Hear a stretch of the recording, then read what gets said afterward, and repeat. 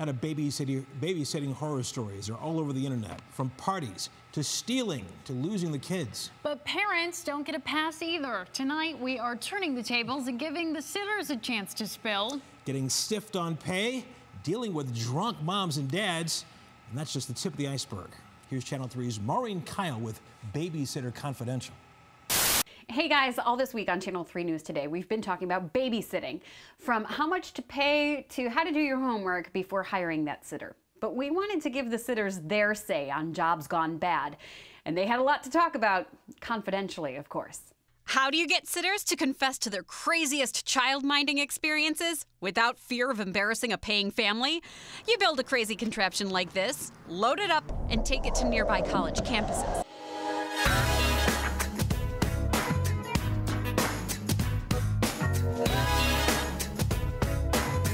Okay, what's your craziest babysitting story? At first, we got more stares than stories, but then... So my crazy babysitting story, it was last summer. The sitters... It was honestly my first job. I was probably 13 or 14. ...started spilling. The parents came home drunk. For 2 days, we talked to sitters, and to be clear, most only had good things to say. I usually babysit like 2 to 3 days a week. Are all the kids pretty good? Usually for the most part. Sure, kids will be kids, but parents?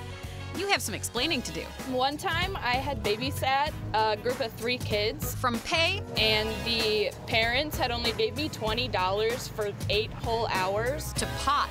We opened a bunch of drawers in the kitchen, and we found a massive bag of weed. And the dad smoked before we came so we could smell it in the house. Parents, not enough money, and coming home later than promised are among the top 10 things that your babysitter hates about you, according to an NBC News survey.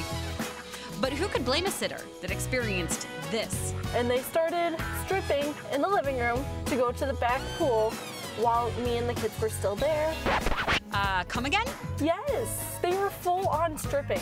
It was horrible. Horrible, yes, but not the worst confession we heard from our Babysitter Confidential booth. I also had a time where I walked in on the kid watching porn, and he was 5. Then there's this tale from a napping sitter. I almost got stabbed in my sleep because I wouldn't give these 2 kids who were 8 and 9 dessert. One of them had a pair of scissors because that's all they could find, and another one decided to go get a kitchen steak knife. That was fun.